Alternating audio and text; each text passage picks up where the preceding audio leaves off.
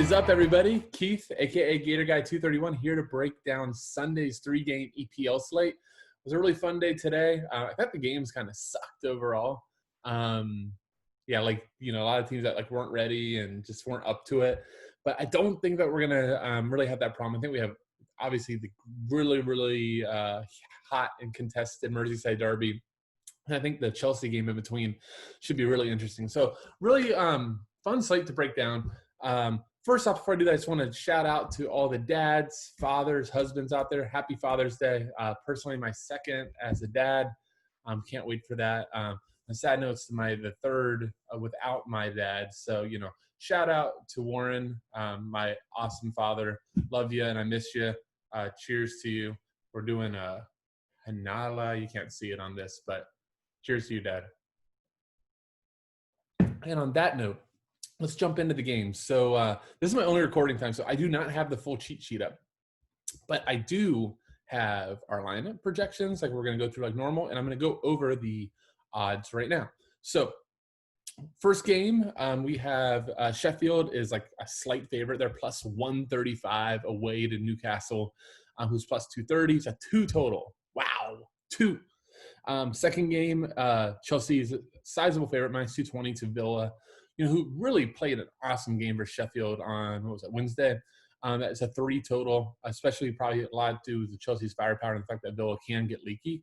The final game, Liverpool is minus 185 away to Everton plus 500. That's the Mersyside Derby, one of the highest contested.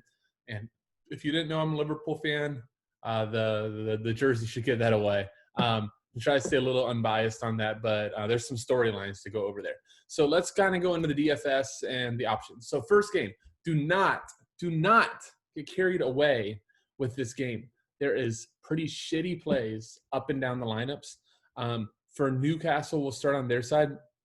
When it's a tough slate, when I think that there's 2 options that I seemingly can stand in cash and maybe a third. So the 2 options are Dubravka. So for me to mention a goalie first, that tells you something. But awesome at home. Like, I know that the crowd's not there, but Dubravka just, in St. James Park just seems to just put up huge numbers. And, Sheffield, when you're staring at David McGoldrick, Liz Mousset, or McBurney or Billy Sharp, that doesn't instill a ton of fear into you. So now he's going to get blown up. But Dubravka, I think Isaac Hayden is actually a really good play. It's sickening to say that, but, a destroyer type of midfielder, when you actually see with John Joe Shelby, he actually even has a little bit more defensive ability. And now, while that sounds bad, when you're getting like one of these central midfielders, you're not like expecting multiple crosses if they're not on sets. You're not expecting a ton of shots. So you kind of are going for like fouls, draws, and tackles and the occasional shot. So I like Hayden. I think he's 3,200. He fits a couple builds. So that's why I'm bringing him up. I think you can do worse. I'm probably not going to be with the DFS masses in terms of like locking him early, but I think I think it's a fine play. Like if you get 5 to 6 DK out of 3,200, you'll feel good. Shelby and Richie in this type of situation, they would split sets. I don't think that that's worth it. Like they're both priced up.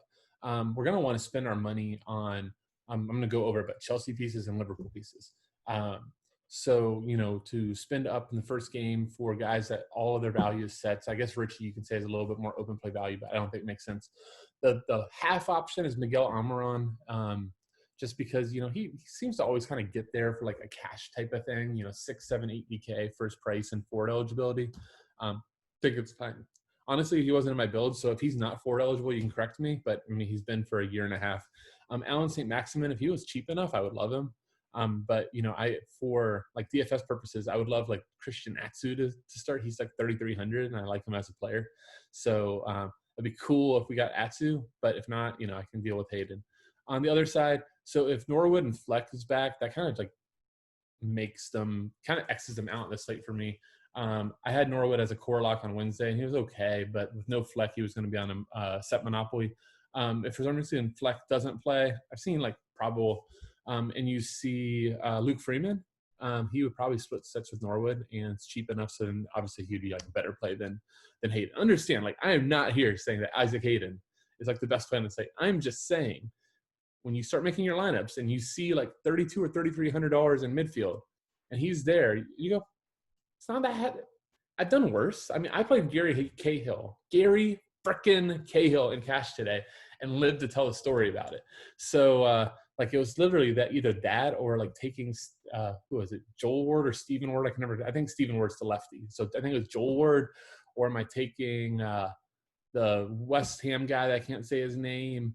Like, the fullback sucked outside of PVA on this slate. And, I thought Cresswell was okay, but a little bit like overpriced for the Wolves matchup. So no, I played Gary Cahill. I got like 6 or 7 DK once you add the clean sheet, and damn right, and I cashed. So back to Sheffield. Forwards are GPP only. The fullbacks are okay, but this is like fullback heaven within the next few games. I don't think you waste it on the Sheffield guys. Sander Burge, if you would prefer that punt over Hayden, go for it. It's all the same. Yeah. And then Dean Henderson is in play, because if this game's in 0-0, nobody's shocked. All right, let's go to the juice. So Aston Villa hosting Chelsea. All right, here is going to be one of my hot takes. Willian is going to be like the industry chalk choice. All right, if I see this lineup, I don't think I'm going to be playing Willian. There is way too much uncertainty here to give him a majority sets in, but it's a split set for 94 and 9,500. Why the hell am I doing that versus finding 600 for Salah and Mane, who's goal scoring and shot floor? If you take away Williams' sets, can you really argue to me that his floor is better than Mane or Salah? I don't think it's like last night. I argued that I'll take Aubameyang over Pepe easy. And if Pepe didn't escape with that goal, he would have been a bust. And Aubameyang had, I think, 13 or 14 DK without a goal or assist. And then I said Jimenez over Traore. Traore didn't start, but Jimenez scored. And the point of why I made that argument is when we're evaluating floors, and I'm the most guilty of anybody of doing this, but we get over infatuated with sets. But as soon as set monopolies are gone and it's split sets, you've really got these floors start getting torn down, and you really have to start arguing at some of these inflated prices. Is it better to give away 1 to 2 floor points? So to go from Willian to Salah. So maybe you could say Willian has 9 floor points, and I'll give you Salah has 7. But if they're not priced far enough apart, wouldn't you agree that Salah's floor ceiling is infinitely higher, especially in this game? I would, and so that's the choice that I would be making. So this all changes if we see Pedro and we see Kovacic over here, and it's just a clear line to Willian having everything. That's a different story. But off of these predictions, with Pulisic potentially back, Pulisic was splitting with Willian at one point, and Mason Mount and Willian has been a corner tilt piss this whole season. So I would rather just avoid it. I would rather, if this is the lineup, goes Hammy Abraham at my forward over Willian. But I mean, I think I would actually really enjoy Christian Pulisic. Before the injury, he was just tearing it up. He has a little extra motivation now to show off to Lampard with Werner coming in. Really think Pulisic could be an awesome play here. And then, Yahtzee if he starts taking half the corners. The other couple things I want to look for. So Marcos Alonso, I'm not going to play. I actually don't know if he starts. I think there's a really good chance. And if I missed a fitness thing, then so be it. But we've seen Azpilicueta to come over to the left, and I would love to see Reece James over here. If Reece James is in at 5K, I want all of it. So I'm really hoping I see Reece James. And N'Golo Kante for 4K, I think it's just a fine play. It's, a little bit better than Hayden. I think you have a really good chance to get 5 to 7 DK and always have a chance for a goal. Billy Gilmore, I'll pass. I think he's on 100 more or less than Fabinho or Wijnaldum from Liverpool, and I'll go that way. So I think that's Chelsea's side. All right, on Villas. So if this is the lineup, again, and Grealish probably split. I think Grealish on this slate is kind of the odd man out from cash builds. Makes some awesome GPP leverage, but especially versus Chelsea as the biggest dog, I just don't see spending it. Want to look at Hurahane is in.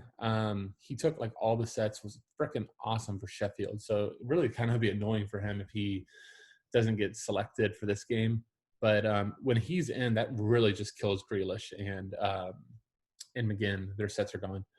Target could even split in this situation. So Villa sets and just situation, I just think you avoid versus Chelsea. They're going to probably get a goal because it's Kepa. I just think Kepa sucks personally. I know I'm wrong and I'm biased, but he just always makes like a crap mistake. It feels like. So I think that's Villa. I don't think there's much there. I think majority of your lineup is going to be Chelsea and Liverpool, and a lot of the prices agree with it. So again, look for Reece James. Reece James is a killer play. He's even taking some sets before at off times, but just huge crosser and open play. So look for him. If so, I think that you're going there. Willian, you really got to evaluate the lineups. But like I said, if this is the case, I'm going to be on Tammy and Christian Pulisic. I really do think that you probably have one Liverpool forward and one Chelsea forward. That's going to be my builds for the most part. And then obviously you can do some stacks in between, full Chelsea, full Liverpool, all that good stuff. Yeah. Mason Mount, probably a little overpriced for midfield. I think the punts are better at midfield. I think you need to spin up at forward. And I think defender is by far and away. And I guess defender is awesome. Like if I could play like 5 or 6 defenders tomorrow, I would. With the first one being talked about being Reece James. Okay. The other two being Trent Alexander-Arnold, who at $9K is probably efficiently priced for the first time this season, but it's still a lock. All the sets. I guess Robertson was taking some of the left-sided corners, but nobody crosses as much as Trent Alexander-Arnold in the league. He generates a ton of corners. They're accurate. He's one of the best set piece target men, not I guess target men, but deliverers in world football. You get clean sheet equity with him because it's not the Bundesliga. Because if it was Bundesliga, he'd probably be a midfielder. So he is just like the easy lock of the slate.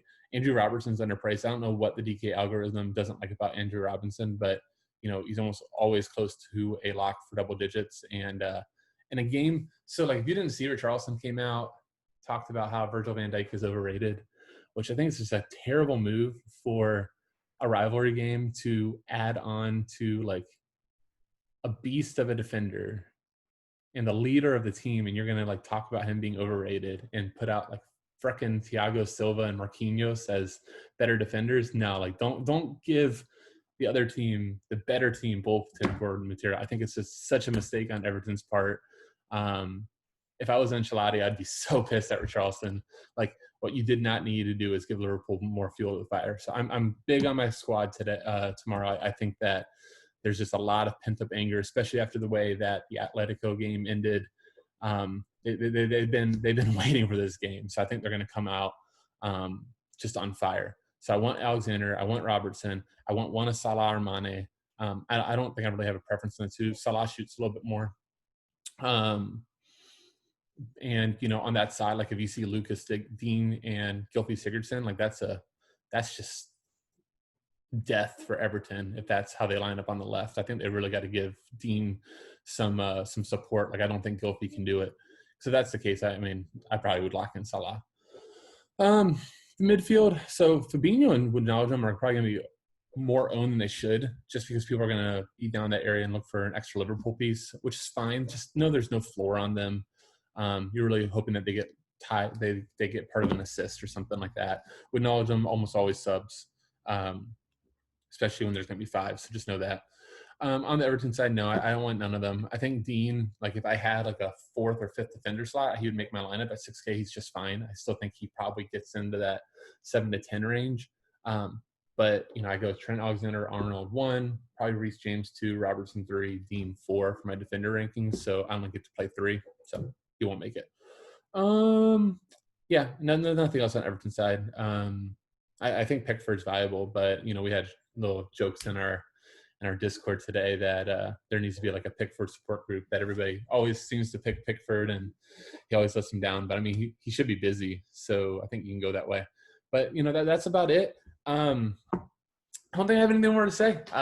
I really appreciate everybody for watching these videos over and over again. Please, if you want to keep supporting us, hitting subscribe, liking, and if you can comment on the videos, just tell us that we're doing a good job. When you like and comment, it tells YouTube that people are enjoying the videos, and it makes them show it to more people. So it really helps. With that, I wish you all luck, and once again, happy Father's Day. Cheers to all you dads. Let's enjoy some great football on Sunday. Take care.